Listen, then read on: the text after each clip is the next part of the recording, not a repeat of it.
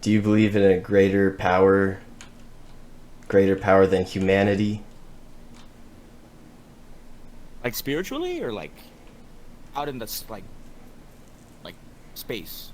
Aliens, God, however you want to interpret that question. Okay. I think the question of whether there is a greater power is one that is extremely complicated. Me personally, it's a very hard topic to try and think about. Me personally, I just don't know. Now, I've had supernatural experiences that, are anecdotal, of course, so they can't be objectively pushed towards an answer for me. It's all subjective and stuff like that.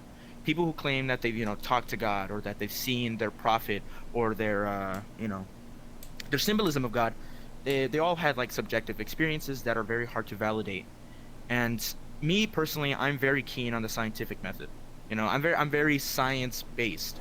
But then again, there's just so much that we can't truly answer.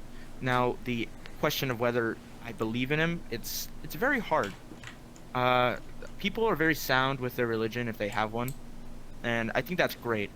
But once you start doubting, you start having some type of skepticism, that's when it gets hard on a person. I think about topics like this like all day and every day. You know, I think there's not a moment that goes by where I question whether something that happened to me was because of random chance or because of a higher power. And there's people who can argue on this topic way better than me. I am not a philosopher by any means, but I think it's appropriate for people to try and ask themselves whether or not they believe in the things they do. Because if you believe in something and then you learn something else and that influences you, then it's kind of proper to question why it changed your perspective on stuff. You know, over the past couple months, I had been learning about bacterial evolution as well as like evolution itself, and that's a topic that's very highly like debated and it's very controversial. You know, the Yeah. scientific community loves to just like they agree with most of it. I'm pretty sure a good percentage of the scientific community agrees with the fact that evolution is a fact. But then again, there's a lot of people who have had spiritual experiences or that have their, you know, religious scriptures say opposite, that the world was built in like, I don't know, 7 days. I forgot how it went, and then the earth is like 4,000 years old. And I have to admit, those are like plainly wrong. I'm pretty sure like that is 100% wrong. We have like the fossil record. We have our geography.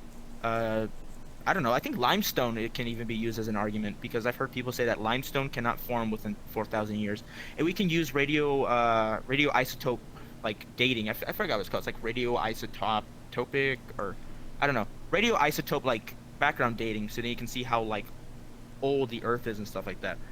But you just never know. It's just I'm scared of picking the wrong religion, I think. I try not to associate with any religion. Me personally, my family, they're Catholic, you know, but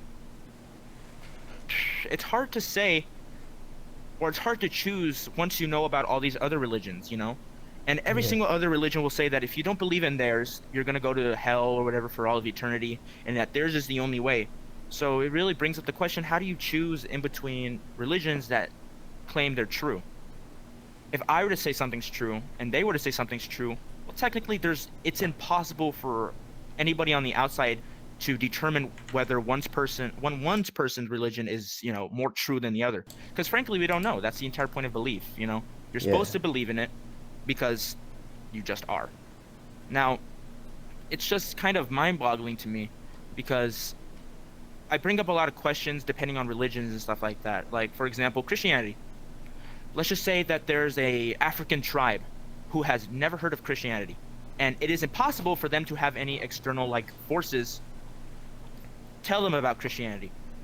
Now, technically, according to the Bible, if they were to die, they would go to hell forever. According to Islam, they would go to hell forever. Buddhism, they go to hell forever, and all this. And it sucks because like if their religion said that everybody could be saved and stuff like that, then why weren't they informed and stuff like that, or divine intervention stuff like that? Why didn't God personally come down and like tell them like, hey, this is the right religion? I think the idea of prescribing a role to a prophet or a person in order to tell them about the God that told them to tell others about oneself or whatever, it's hard to like interpret because it's very hard to interpret. I'm kind of stumbling over myself because, I got everything rushing at like 100 miles an hour. No worries, man. It just never made sense to me. And from a human point of view, it is kind of maddening the fact that there could possibly be something above our comprehension that we can't see, we can't taste, we can't feel, we can't smell, and we can't sense. Some people can say that they can sense God in the room or whatever, but then again, that brings up the topic of the brain. People who have said they've had supernatural experiences claimed, this happened, and oh my God, I saw him. But you always have to have this lingering feeling in the back of your mind, especially when you know how powerful your subconscious brain is, of whether that experience really even happened. Your brain can make you see, smell, and hear things that aren't truly there to begin with. Your brain is so powerful that you could be in a house, in a room with people and turns out they were never even there to begin with. Your brain could trick you into seeing and hearing and smelling and feeling things. It's insane. That's why, people who are on drugs and stuff like that, pretty sure that affects some part of their subconscious brain. Now, me personally, I don't know how drugs truly work on like the brain. I understand that some drugs are like psychoactive, they can make you see things. Some are stimulants that, make your brain rush but it's hard to determine whether that supernatural experience was truly one's like brain doing it or truly something divine. Now, on the topic of like aliens and stuff like that, I think probability wise it is impossible to say that there cannot be other life out there. Like, it's impossible to say like we're the only ones here. It's impossible. It can't be. Yeah. It's more of an impossibility for us to be alone than there is to be life out there. I mean, for example, microbacteria. There is something called, well, it's actually not a bacteria, it's an animal, but it's microscopic. There's something called a tardigrade. And they're these little super animals that can withstand extreme temperatures and other types of organic dissolvents. You could put them in acid and stuff like that and they'll be fine. They're little microscopic, like, animals.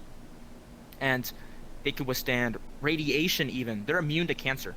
They can repair their own cells. They're immune to dehydrating because what they do is that they squeeze out all the water from their body and then they hibernate. And these things can hibernate for like decades. And more importantly, they can survive the vacuum of space. They can actually live in space. So like, what happens if we would have put tardigrades on another planet and let them evolve? Or what if there is something already out there evolving? If there is, then great. But from our like lifespan, we're not gonna be able to see that. It takes millions and millions of years for stuff like that to happen, Yeah. Of course, if you believe in like scientific stuff.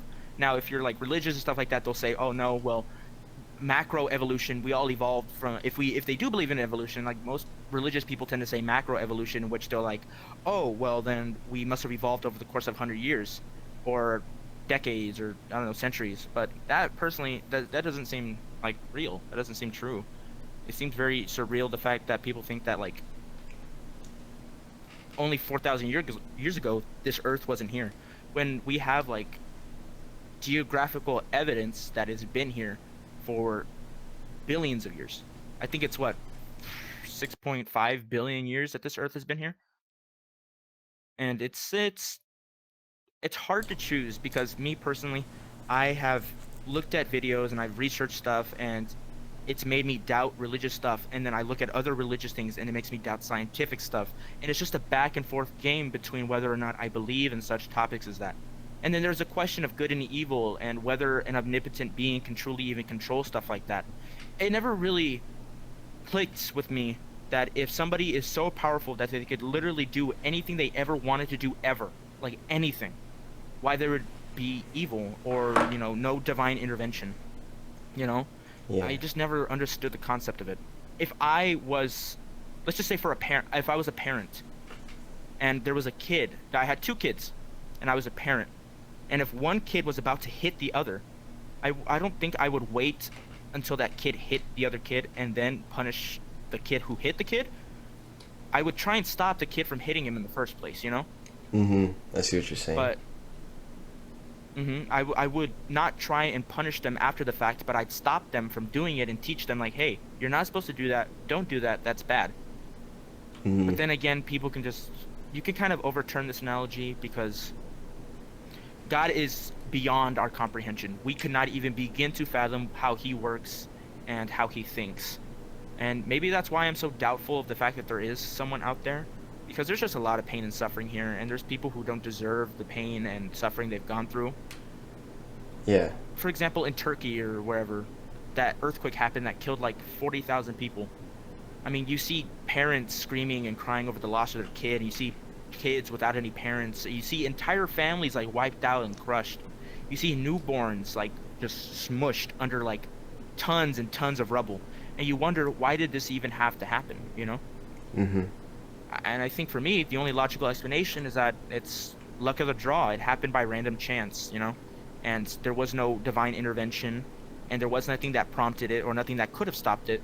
I just think, well, it happened, and it you know, it had a causation, but it's like a causation without a causation, you know? Yeah. It happened, but no one had to make it happen. It kind of happened on its own, you know? The earth the way it is. And if I don't know, this is just like human reasoning. If I was a god, I would stop it from happening, you know? Yeah. Mm-hmm. I had a question about what you said earlier. You said if you were a god, you wouldn't put people through that kind of suffering. What would you put them through to, keep them busy? If I had the power of just like just spawning people in heaven, I think I'd cut out the entire middle part of like being a person. Like if I had the choice of being like just born in heaven where everything is good for all of eternity, I would definitely choose that.